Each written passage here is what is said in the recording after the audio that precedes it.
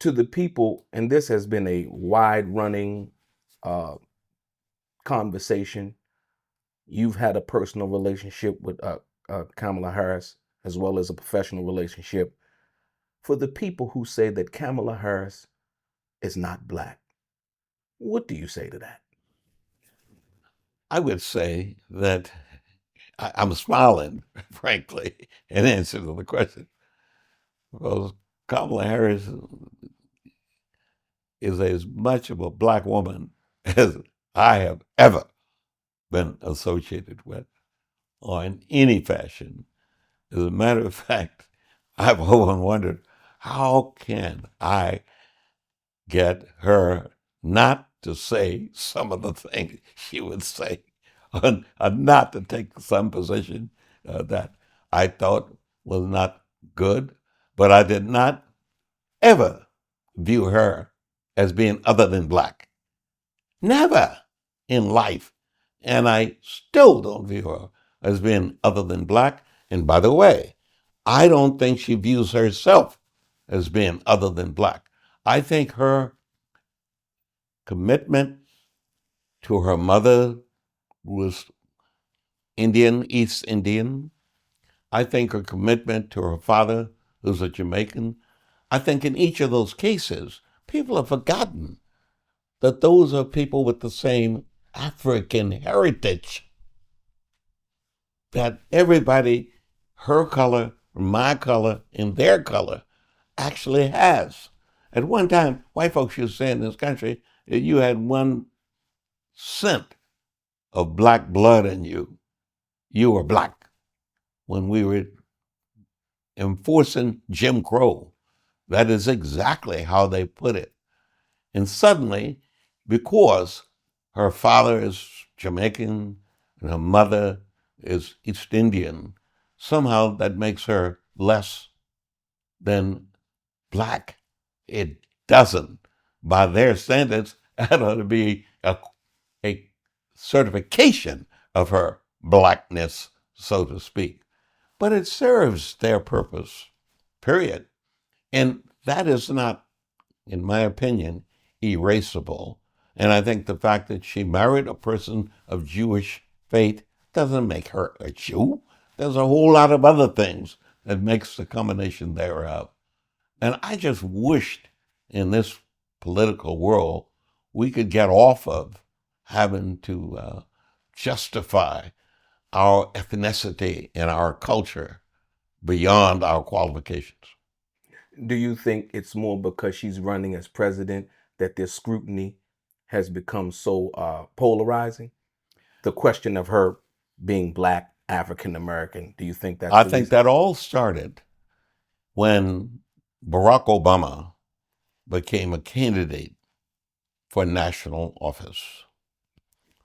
I think Barack Obama, when he ran for the U.S. Senate, was concerned that the people in Illinois, the white people, may be against him because he was black. He never thought himself of being anything else, ethnicity speaking.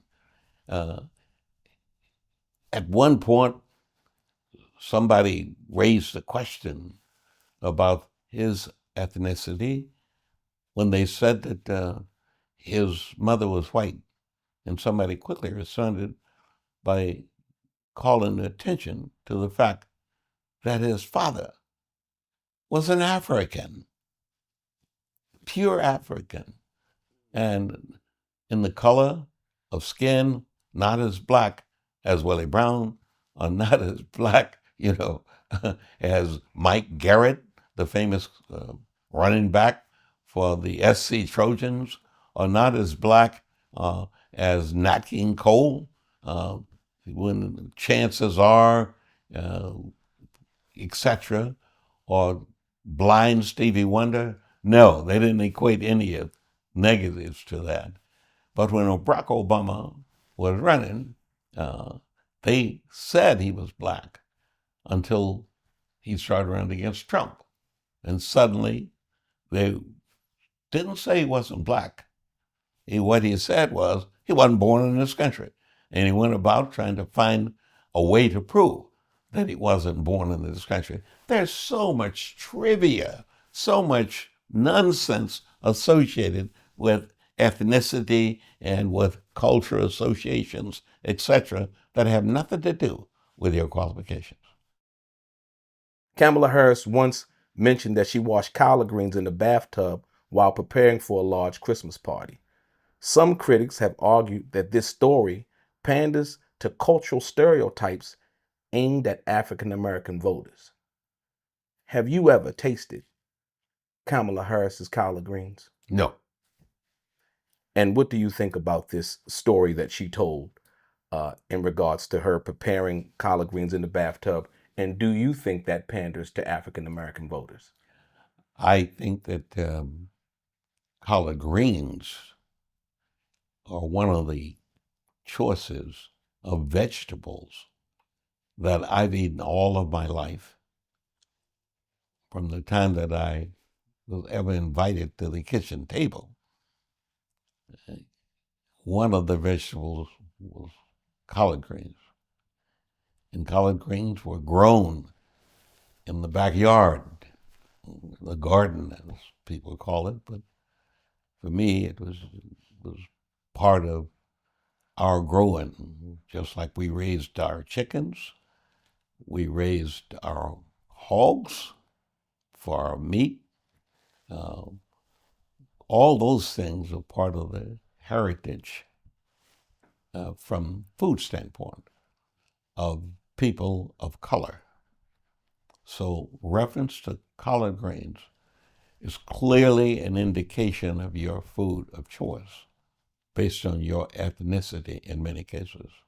On the other hand, when you think about the Japanese food, sushi, you know that you're dealing with the issue of the kind of food that's associated with being a Japanese.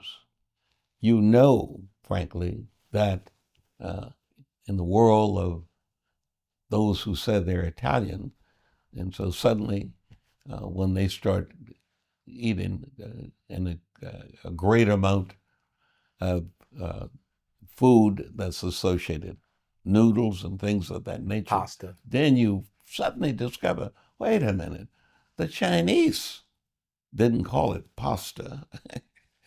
They called it something else.